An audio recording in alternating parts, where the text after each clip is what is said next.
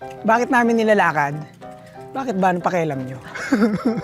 Kakakain lang namin, di ba? Diba? Anong pakialam nyo kung nilalakad namin paakyat? Baka kasing dami eh. Gusto ano eh. Alam mo yun, mga Mga purist na malakas. purist na malalakas. Pero yung sasabihan nyo na, ba't di nyo na, hindi nyo na, nilakad nyo na. Wala kaming pake. Kami nga, naahon namin yan, walang stop eh. Ngayon, parehas lang naman tayo nakaakyat ah. Oo nga. Ganun din naman, napagod din naman kami. Pares lang yan. Yan. So may mga tao din na pumupunta dito para lang mag-chill. Parang si Kuya pumakit lang dito para mag-chill lang. Tsaka itong mga to, kanina pa nag-chill itong mga to eh. Yan. Kanina pa nag-chill yung mga yan eh. Oh. Chill kayo dyan ah. Ay, alam nilang sila yung pinag-uusapan.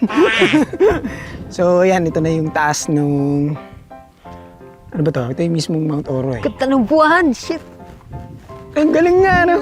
So, kung ititignan nyo, sarap tumambay dito. Ano dyan? Anong plano natin? Kailan tayo magka-camp dito? Sa tamang panahon. Sa tamang panahon.